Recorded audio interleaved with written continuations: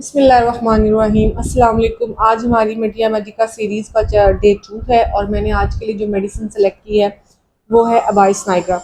अच्छा, अबाइस नाइग्रा को सिलेक्ट करने की रीज़न दो वजूहात थी। एक तो ये थी कि बोरिक को मैंने क्योंकि स्टार्ट किया, मेरा मेन जो टारगेट बुक है इस वक्त वो बोरिक है। और दूसरा ये कि क्योंकि हमने कल लास्ट वीडियो में अबाइस कैनेडेंसिस के बारे में बात की थी और वो मेजरली जो है वो हमारी जीआईटी की मेडिसिन है।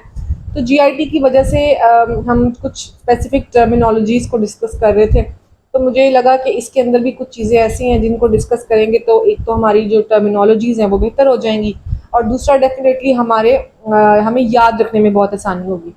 अच्छा, अबाइस कैनेडेंसिस या अबाइस नाइग्रा ऐसी मेडिसिन हैं जो क्लिनिकल लाइफ में डेली बेसिस पे इस्तेमाल नहीं होती। बट येस, ये जब होती हैं तो डेफिनेटली होती हैं और ये काफ़ी अच्छे रिजल्ट्स भी देती हैं।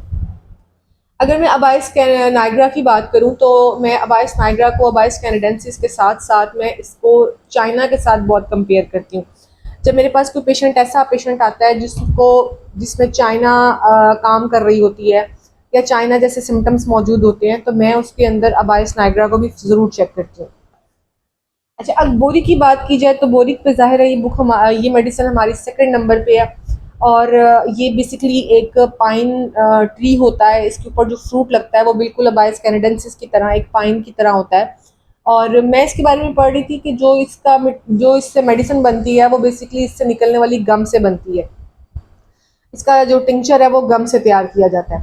अच्छा, अगर अगर सिस्टम्स की बात की जाए या मेडिसिन की जनरल व्यू की बात की जाए तो ये जीआईटी की बहुत बड़ी रेमेडी है और जीआईटी पे मेजरली काम करती है। और याद रखें कि जितने भी सिम्टम्स इसमें आ रहे होते हैं जो कि अमूमन चेस्ट सिम्टम्स होते हैं। चेस्ट का मतलब ये कि लंग्स के भी हो सकते हैं, आपको हार्ट के भी मिल सकते हैं। तो वो दोनों सिम्टम्स जो हैं वो दोनों और सिस्टम्स के सिम्टम्स बेसिकली उन सिस्टम्स के अपने नहीं होते। ये ओरिजिनेट हो रहे होते हैं because of the stomach disturbance. तो जितने भी हम इसमें सिम्टम्स पढ़ेंगे वो कहीं ना कहीं बैकग्राउंड हमारा जीआईटी इन्वॉल्व होगा। अच्छा, इसके अंदर बात करें अगर बोरिक की तो बोरिक कहता है ये एक बहुत पावरफुल और लॉन्ग एक्टिंग रेमेडी है। इसमें कोई शक नहीं है, इसका एक्शन काफ़ी लंबा है और आप इसको काफ़ी टाइम तक जो है वो इसके एक्शन से फ़ायदा ले सकते हैं। इसके अलावा वो कहता है कि ये इसके जो करेक्टरिस्टिक सिम्टम्स हैं उसके अंदर स्टमक बहुत प्रोमिनेंट है। मोस्ट ऑफ सिम्टम्स जो हैं वो गैस्ट्रिक डिस्टर्बेंस की वजह से एसोसिएट कर रहे होते हैं। अब गैस्ट्रिक डिस्टर्बेंसेस वो सारी डिस्टर्बेंसेस हैं जिसमें डकार आते हैं, फ्लैटुलेंस होती है, कॉन्स्टिपेशन हो सकती है, स्टमक में कोई पेन हो सकता है, कोई भी डिस्ट्रेस फीलिंग हो सकती है, कोई लोडेड फीलिंग स्टमक के अंदर हो सकती है जो कि इसके अंदर आती भी है। और इसके अलावा इस सारी कैफियत को ना हम डिस्पेप्सिया का नाम देते हैं। जो डकार आना और खाना हजम ना होना और बेचैन तबीयत रहना, उससे फिर आप वॉक पे आ जाते हैं। आपको खाना खा लिया है तो आपको लगता है पता नहीं आपने कितना ही खा लिया और आप वॉक शुरू कर देते हैं या आप कुछ ऐसा खाना पीना शुरू कर देते हैं कि जिससे बस फटाफट खाना डाइजेस्ट हो। इस सारी कैफियत को डिस्पेप्सिया का नाम दिया जाता है। अब ये डिस्पेप्सिया की बहुत बड़ी रेमेडी है। अब वो कहता है कि डिस्पेप्सिया तो चले है लेकिन डिस्पेप्सिया के साथ साथ जो फंक्शनल हार्ट सिम्टम्स हैं वो प्रोड्यूस होना शुरू हो जाते हैं। अब फंक्शनल हार्ट सिम्टम्स का मतलब है कि हार्ट का खुद को का कोई इशू नहीं है। अब हेल्दी बच्चों में, हेल्दी लोगों में ये सिम्टम्स अगर आ रहे हैं, हार्ट के साथ आ रहे हैं तो डेफिनेटली हमें कंसिडर करना चाहिए। फर्स्ट ऑफ पॉइंट तो ये होना चाहिए कि हम हार्ट को बिल्कुल ये नहीं करना कि छोड़ ही देना है, लेकिन ये भी नहीं करना कि हमने उसको सीरियसली लेना है। हमने एटलीस्ट ये ज़रूर चेक करना है कि हमने उसके स्टमक के सिस्टम को देखना है कि स्टमक का सिस्टम सही तरह से काम कर रहा है या नहीं कर रहा। क्योंकि मेरे पास एक पेशेंट आया, उन्होंने जब मुझसे इस बारे में बात की ना तो उन्होंने डायरेक्टली मुझे ये कहा कि मुझे हार्ट में पेन होता है और मुझे लगता है मुझे दिल का कोई मसला हो गया।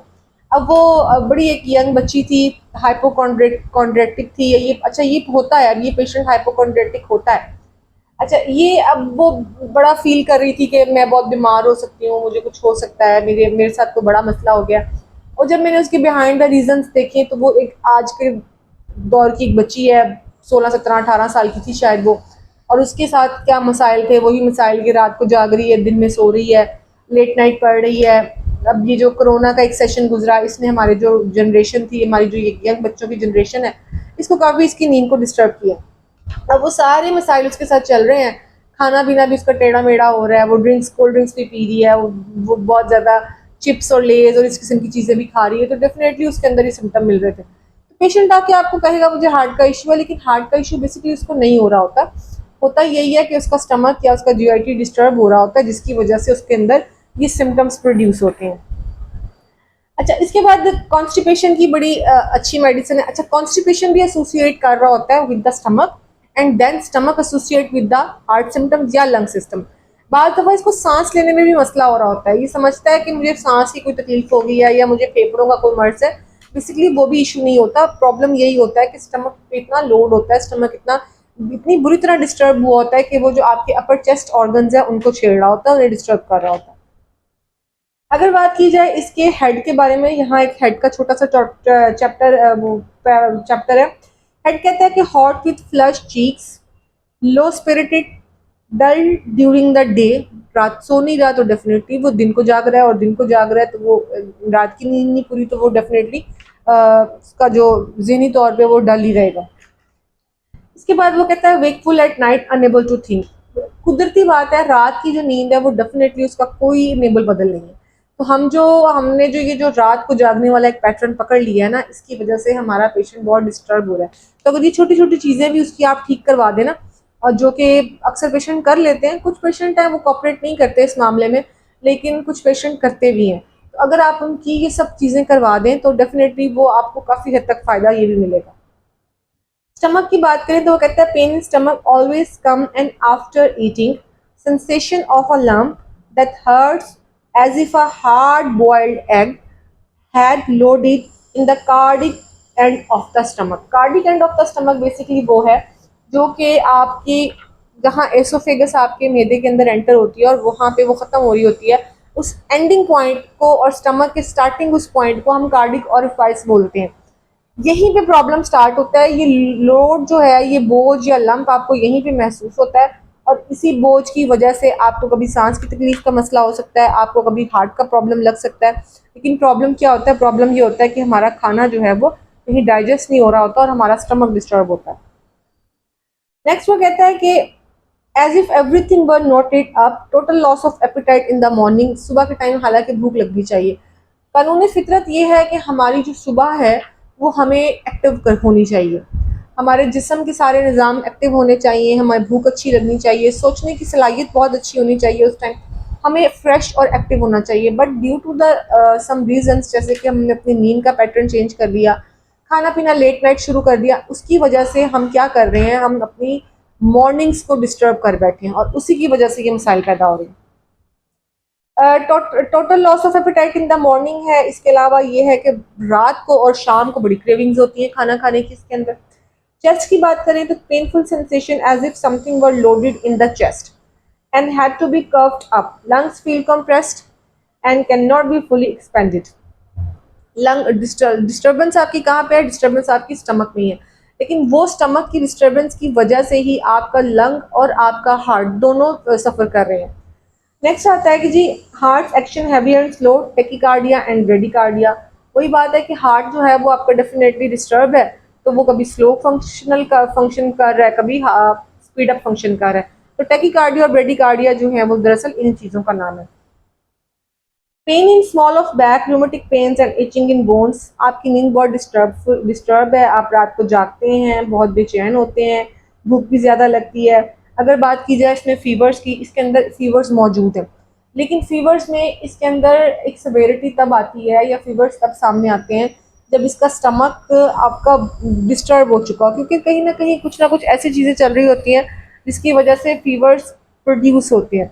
अच्छा, फीवर्स जो होते हैं ये रिस्पॉन्स होते हैं हमारी बॉडी के अंदर किसी भी एबनॉर्मल चीज़ के होने का। आमतौर पे कोई इन्फ्लेमेशन है, कोई इन्फेक्शन है, तो फीवर्स जो है वो प्रोड्यूस होना शुरू हो जाता है। तो इसका भी जो, क्योंकि स्टमक डिस्टर्ब है, उससे नींद डिस्टर्ब है, उससे इसके सारे पैटर्न डिस्टर्ब हैं, तो फीवर ऑटोमेटिकली कहीं ना कहीं किसी स्टेज पे, चाहे आपके पास वो पेशेंट अभी फीवर से पहले की स्टेज पे आ गया है, चाहे वो पेशेंट आपके पास लेटर ऑन आए, मे बी कि आपको कहीं वो फीवर में मिले, मे बी आपके पास आने के बाद उसको फीवर हो, मे बी आपके पास जब वो आए तो उसने बताया हो कि मुझे फीवर भी कभी कभी या इस किस्म का पैटर्न का फीवर भी देखने को मिलता है। तो चाइना के साथ इसको एसोसिएट करें, और चाइना के साथ इसको जब आप देखेंगे तो आपको काफ़ी हद तक जो है वो हेल्प मिल जाएगी, आप इसको चाइना के साथ दे भी सकते हैं। अच्छा, इसके बाद अगर हम बात करें इसकी मोडालिटीज़ की, तो इसकी सिंपल सी एक मोडालिटी है, ये खाना खाता है तो एग्रेवेशन स्टार्ट हो जाती है। जो भी प्रॉब्लम है वो खाना खाने के साथ ही इसको होती है, खाना नहीं खाता तो ये ठीक रहता है।